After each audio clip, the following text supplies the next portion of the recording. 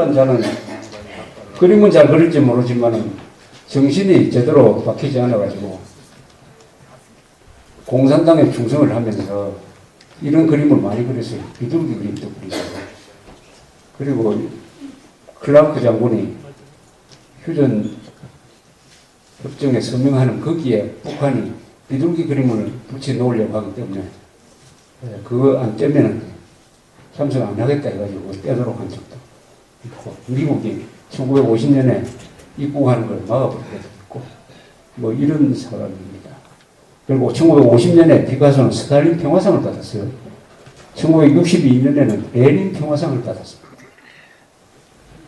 피카소, 위대한 미술가지.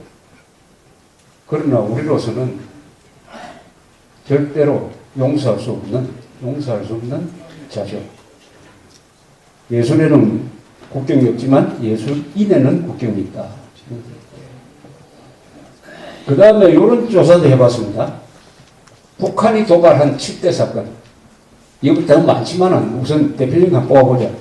1.1 청와대 무장공비 침투 사건 68년, 푸에블로 납치 사건 1968년, 리이시 완투완기 피격 사건 1969년, 8.15 대통령 암살 미수 사건, 즉 유경수 여사 피살 사건이죠. 1977년, 아웅산 폭탄 테러 1983년, 칼기 폭파 1987년, 천안함 폭침 2010년 등 요게 본문에 수록되어 있느냐는 걸 확인하니까 미래앤컬처그룹, 법문사, 산마출판사 교과서는 이 7개 사건이 하나도 없습니다. 하나도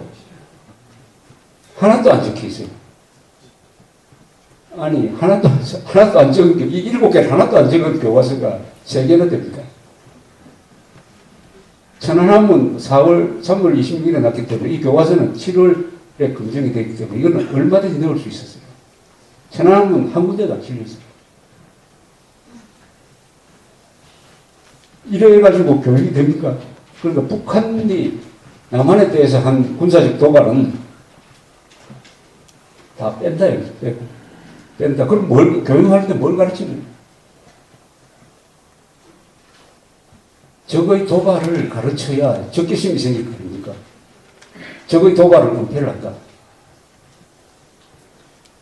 더구나 천재교육에서 펴낸 고등학교 한국사 교과서 북한 핵 문제 항목을 읽었더니 놀라 자빠질 일이 생겼어요. 북한 핵입니다. 그 단원이 북한 핵 문제란 항목이에요. 한 페이지 설명이 내려가는데 북한이 핵실험했다는 이야기가 없어요. 북한이 핵실험 두 번 했잖아요. 그게 빠져 있어요. 그러면 북한 핵 문제 설명이 됩니까? 그리고 북한 핵 문제가 왜 일어났느냐? 2002년에 북한이 제네바 합의에서 안 하기로 한 우라늄 농축 방식의 핵 개발을 하고 있다 하는 것이 자신들의 자백에 의해서 밝혀지니까 미국이 그러면 제네바 합의는 깨졌다라고 판단을 해서 핵 문제가 일어난 것이에요. 그러니까 불법, 그 다음에 핵실험, 이 두 개가 핵심입니다. 그런데 이 교과서는 이렇게 설명을 합니다. 미국과 북한의 관계가 상당한 진전을 보이다가 이제 인용을 하면은 새로 출범한 미국의 부시 정부는 북한을 테러 지원 국가로 지목하는 등 강경 태도를 보였다. 이렇게 설명한 뒤에 바로 뭐라고 읽냐. 북한은 제네바 합의에서 동결하기로 한 원자로를 재가동시켰고 북미 관계는 다시 긴장 국면으로 들어갔다. 마치 부시가 북한을 테러 지원 국가로 지목하는 등 강경 태도를 보이니까 북한이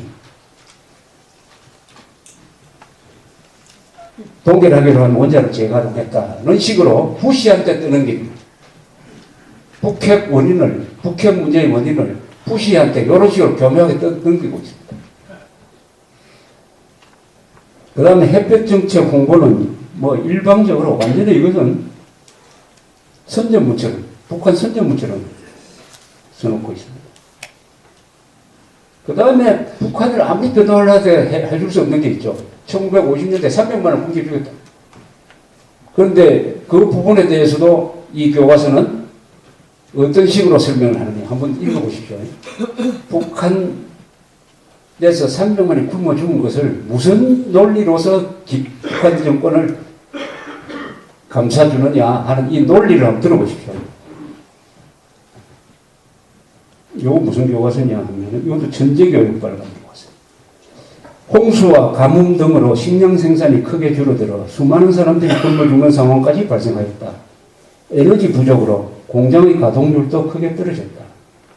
소련 및 동유럽 사회 주의권의 붕괴와 미국의 경제 봉쇄 정책이 에너지와 식량을 수입할 수 있는 외화 획득을 어렵게 하였기 때문이다. 자, 책임은 누구냐?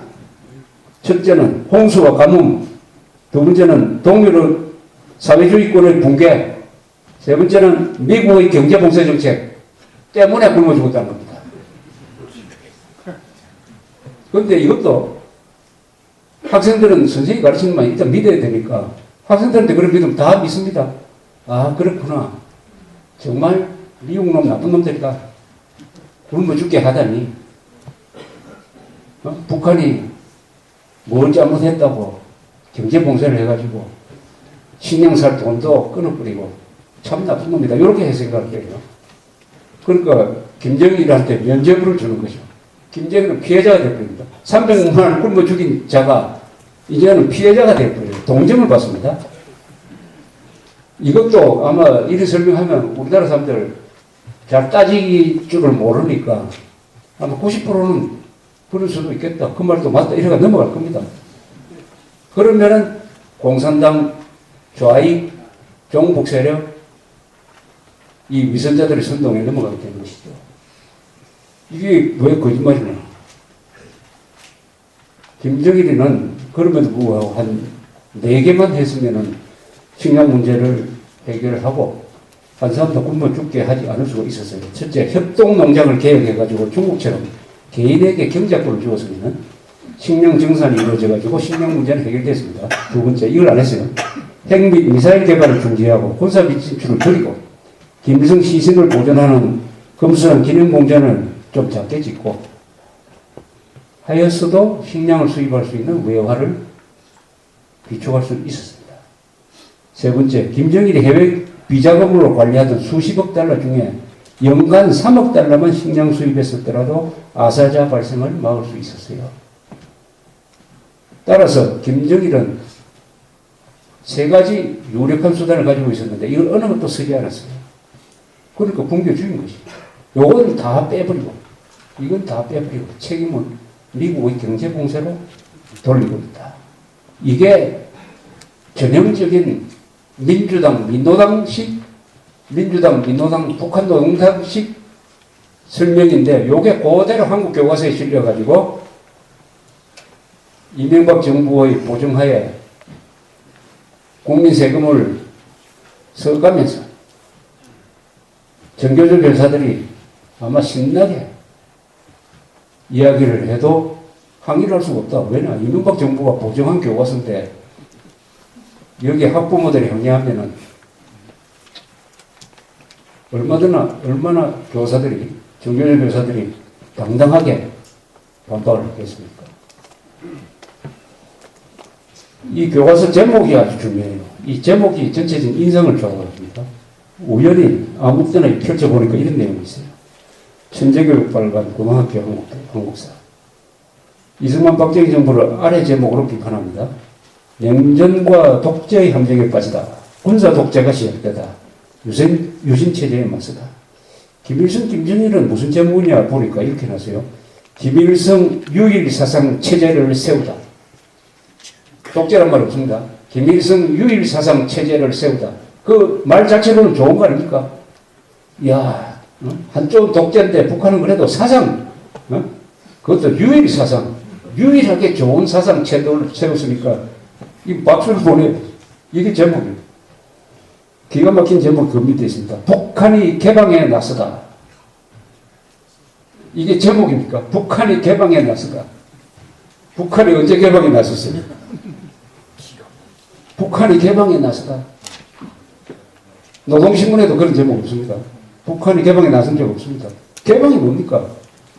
정보, 사람, 물건이 마음대로 왔다 갔다 할 수 있는 체제를 개방이라고 그러는데 북한이 개방에 나서다라고 이 교과서가 노동신문처럼 그리고 김정일도 보면은 좀 미안해할 정도의 제목을 붙이고 있습니다.